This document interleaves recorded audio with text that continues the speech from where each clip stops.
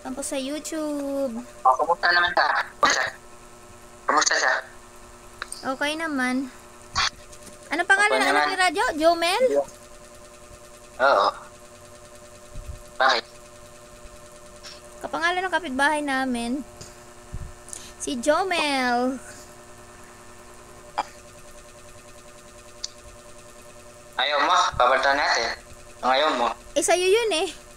May magagawa ba ko yun ang pangalan? Yun ang pangalan. Maganda naman, maganda. Kinuha sa pangalan na ano. Jocelyn Ramil. Bakit hindi bagay eh? Yali ka Jumar lang. Kalukuhan Jumar. Pangalan na naisip din dito, Jumar. Si Love Jumel. Paano yung... Diba? Paano? Diba yun sana yung pangalan ni ano na radyo, diba, Jumel?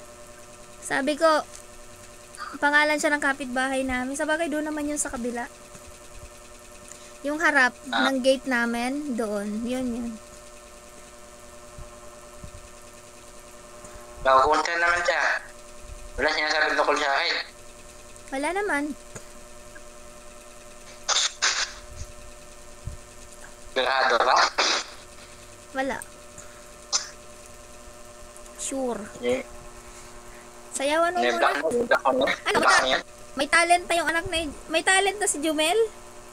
Talo mo pa rin yun, no? Huwag ka magkalala. Pag hindi ako busy. Pag wala akong busy. May talent dyan. Hahamonin ko yung... La. Mas matalino pa rin si Radyo. Meron pagtula si Radyo. Gusto mo bang kwentuhan ka namin kung sana nakilala ni Radyo yung kanyang pangasawang elepante? Alam mo kung bakit elepante lang ang tawag ni Radyo doon? Alam mo kung bakit elepante lang ang tawag ni Radyo doon? Natatawa ko tayo kung ano sinasabi mo. Kasi Ano nga? inaano niya lang, inaasar-asar yun ni Radyo si elepante. Hindi niya alam mai-inlove siya doon. Kaya elepante lang yung tawag niya. Dapat pinag mo siya ng elepante din. Pero negosyante yung yung tatay ng elepante. Kaya si Radyo mayaman na siya.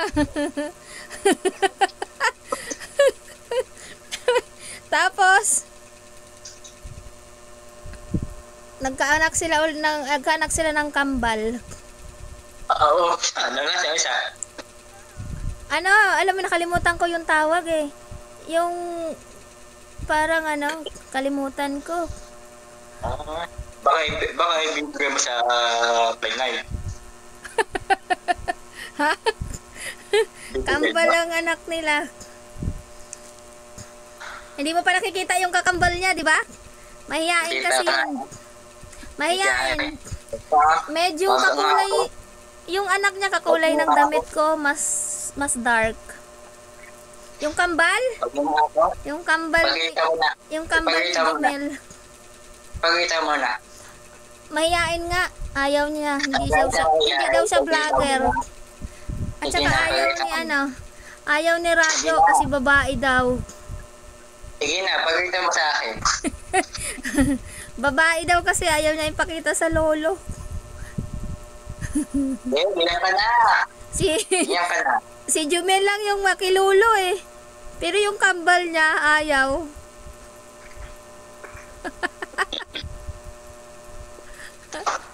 Paano ko makikita yan?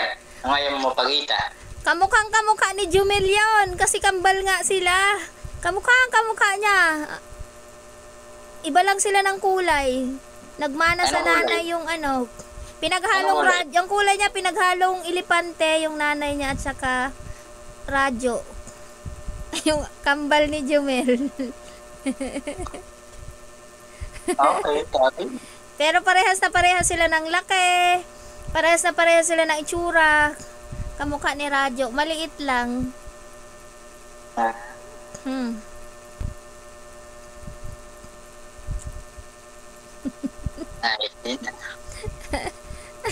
Kakulay ng damit ko yon. Tingin nga. Good luck na Oo, lang. Good luck. kakulay ng damit ko. Good luck na lang. Ha? Good luck na lang. Ha? Good luck na. Sana makapunta siya dyan. May ibigay mo na yung regalo mo sa kanya. Paano mo naman nasabi? Aba, Haba? saan mo ibibigay yan? Saan mo ibibigay yan? Ano ibibigay? Yung kambal?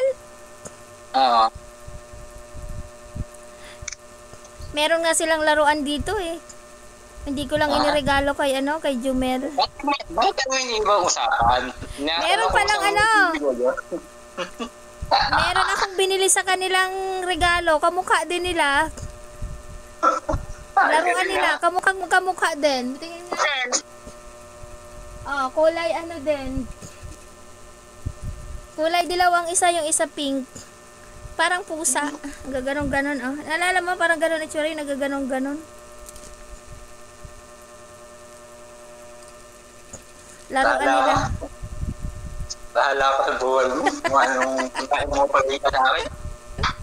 Siyempre, hindi. Surprise. Kita mo na. Kamukha nga ni Jumel yun. Magkamukha sila, kulay lang na iba. Mas magandang bibigyan mo sa kanya sa mapalatan eh.